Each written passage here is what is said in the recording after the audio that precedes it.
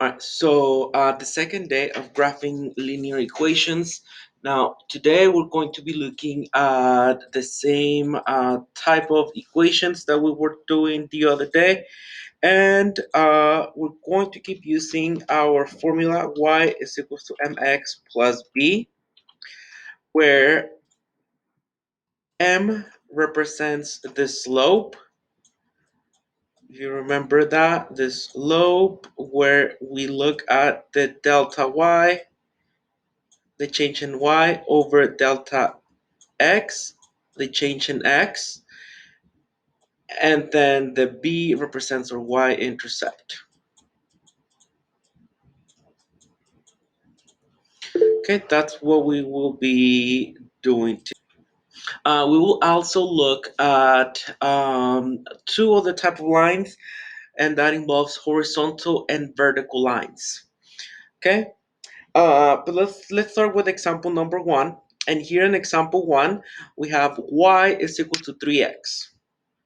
Now, we usually look at what the y-intercept is first, but if you notice, we only have 3x. We don't have a plus or minus a number. So that means that our y-intercept in this case, it's actually 0. Since there's nothing there, we say that the y-intercept is 0. And we go ahead and put the first dot on the corner plane, which is 0 right there. Now, the slope is always the number next to x. So in this case, it's 3. So that tells me that my delta y over delta x is going to be 3 over 1. Okay, 3 over 1. So I'm going to start right here, my first point. I'm going to move 3 up on the y. Since I have 3, so I'm going to go up 3. 1, 2, 3. Over 1 to the right side on the x-axis, on the positive side. I'm going to do that one more time. 1, 2, 3 over 1. 1, 2, 3 over 1. And there I have my line, which I can now go ahead and connect it.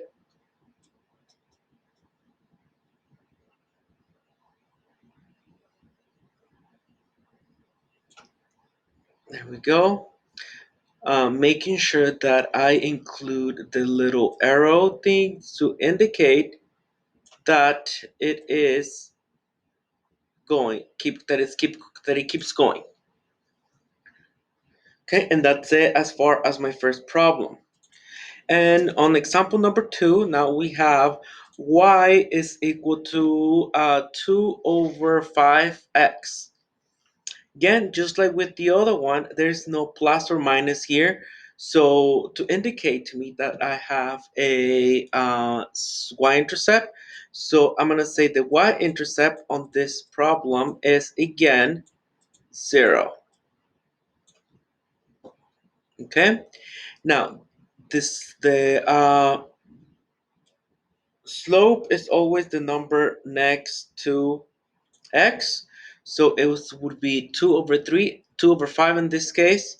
So I have delta y over delta x, which is 2 for delta y and 5 for delta x.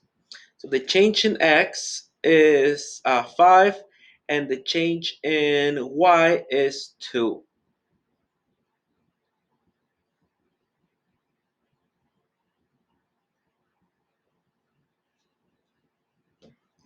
Okay, so I'm going to go ahead and put my y-intercept at 0, 0. And since both the 2 and the 5 are positive, I'm going to go up and to the right, always following the positive trail. Okay, so 2 up, 1, 2, and 5 to the right. 1, 2, 3, 4, 5. And one more time. 1, 2, 1, 2, 3, 4, 5. Okay, so now I can connect them with my shapes. When I get the shape and I want a line, so I'm going to go from here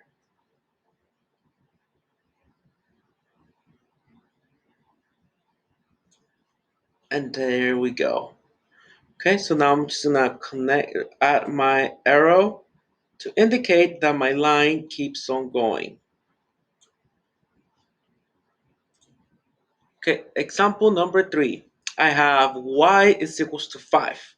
Okay, so if you notice, there's no slope here because there's no x.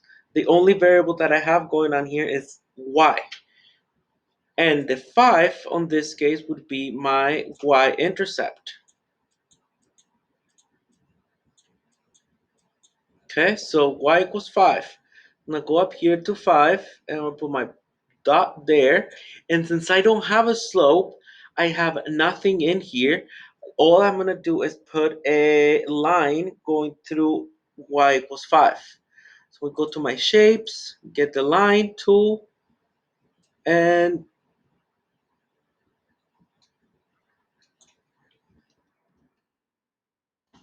there it is.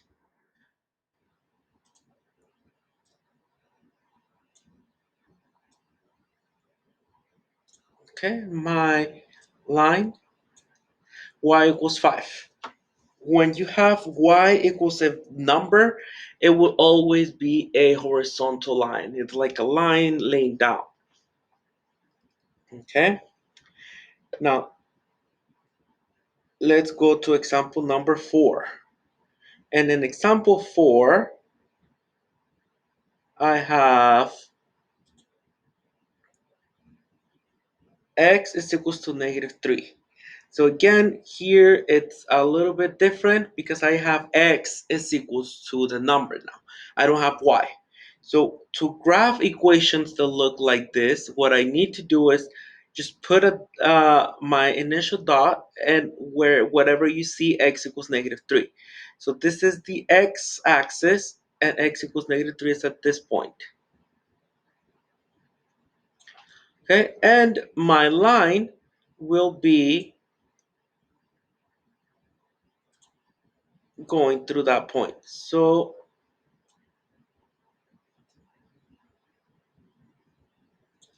it'll be there.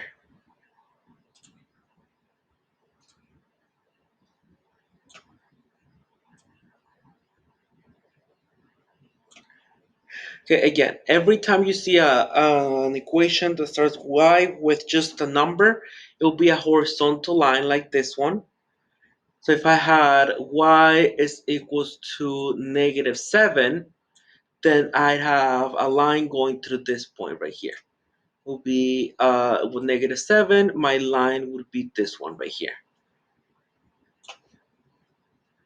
Okay, same thing with x. If I have x is equal to 8, then I look for 8 and it's right here.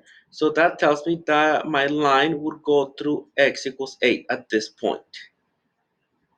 And this is why I should have used my line tool. But that's essentially what we have going on with this type of equations.